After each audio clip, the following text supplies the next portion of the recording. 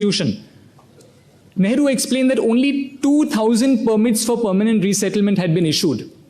So mind you, in March, around March 1948, about 22,000 Muslims had arrived in India. That was the rate at which Muslims were coming back to India from Pakistan. But once the permit system was introduced, only 2,000 permits for permanent resettlement had been issued.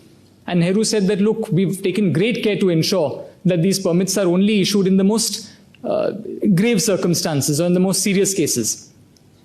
What to me really is very telling is that the permit system was not introduced for East Pakistan. And this is something, when I looked at the Constituent Assembly debates, that made me wonder, it puzzled me. Why is it that a permit was introduced for West Pakistan but not for East Pakistan?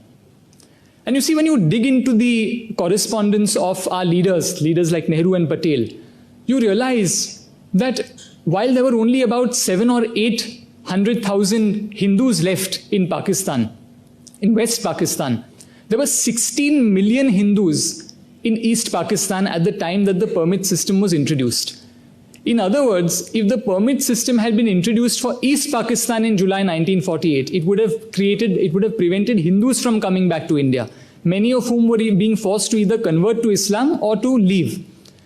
So this, I would submit really before all of you, does really undermine the secular credentials and the secular origins of the Indian Constitution. There are dark parts of the Indian Constitution. However, I do believe that a compelling argument can be made that the Citizenship Amendment Act as it stands today is unconstitutional because of Article 14 of the Indian Constitution, which grants to every person, not merely every citizen, the right to equality and the equal protection of the laws within the territories of India. And there are 4 or 5 reasons really why one could argue that the Citizenship Amendment Act is unconstitutional, because it violates the equality provisions of the Indian Constitution. I'm sure many of you have heard those arguments already. One of the arguments is that it excludes certain categories of religious groups. It excludes Jews. I'm not able to understand why Jews have been left out from the Citizenship Amendment Act. And on social media, when I posted a paper that I'd written, somebody said, well, Jews have Israel. Okay? But we have one of my very good friends is a Jew in Calcutta. Jews also have India. And if Jews have Israel, then Christians and Buddhists have their own countries too. We've included Christians and Buddhists, but we've left out Jews. That doesn't make sense to me. What about Baha'is? Baha'is have no country of their own. We've left out Baha'is. You've left out atheists, people who believe that there is no God.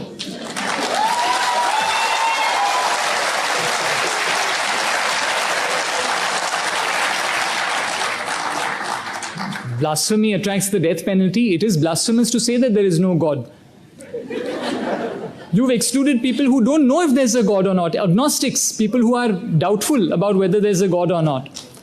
You've left out categories of Muslims who may be considered minorities in countries like Pakistan and Bangladesh, categories like Ahmadiyas or Hazares. So there are religious groups that have been excluded. And it's no answer to say that, well, religion is established in these countries, because I'd like to remind all of you today that there are other countries where religions are established. Has anyone heard of the United Kingdom? Where Christianity, through the Church of England, is the established religion. The Queen appoints the Archbishop of Canterbury. The senior bishops sit on the House of Lords. A senior member of the clergy crowns the Queen. So merely because a country has an established religion, what we would call a theocratic state, does not necessarily mean that it's unsecular. So that's no answer.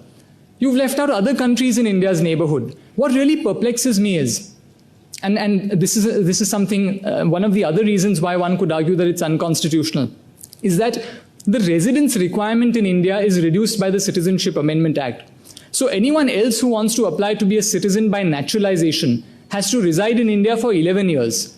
But for somebody who falls within the Citizenship Amendment Act, the residence requirement is only 5 years. Now, what really perplexes me is that look how this applies to the group that we all know as Parsis. Parsis originally fled Iran. There are still Parsis who live in Iran under circumstances that one might consider to be very repressive. A Parsi who flees religious persecution in Iran and comes to India has to wait 11 years to be naturalized as a citizen. But a Parsi who flees religious persecution in Afghanistan has to wait in India for only 5 years to be a naturalized citizen. That doesn't make any sense to me. There are other reasons why one could argue that the Citizenship Amendment Act is unconstitutional. One is the cutoff date. The cutoff date is 31st December 2014. So if I'm a day younger than 18 before the general elections, I'm not entitled to vote. Similarly, you are entitled to marry at a certain age, you're entitled to drink alcohol at a certain age. The law does impose bright line rules. But here the bright line rule that has been imposed seems to undermine the ostensibly humanitarian objective of the law, which is that if you want to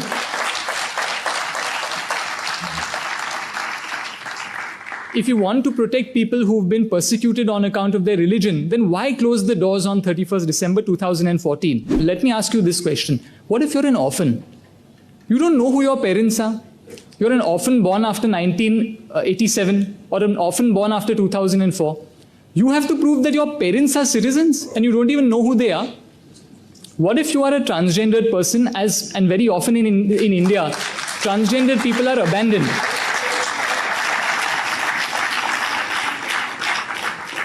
Transgendered people are abandoned at birth. Again, you don't know who your parents are. How do you establish that your parents were Indian citizens? Apart from that, let me tell you about a category that in the US would be referred to as dreamers. Let's assume that you are actually an illegal, you know who your parents are. Your parents are both illegal Bangladeshi immigrants in India.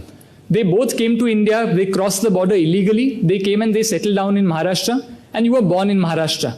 Now I ask you a question. Is it the fault of that child being born in India? Is being born a crime? Now that child did not come here illegally. That child has only known India as his or her homeland.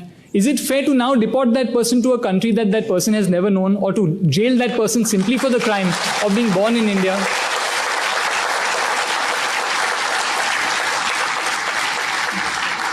I'll only conclude with another example. Let me say that you're not born in India, that you came here along with your parents at the age of 2 or 3. Again, when you cross the border along with your illegal immigrant parents, it's not your fault that you came here, but the law tends to operate harshly against dreamers.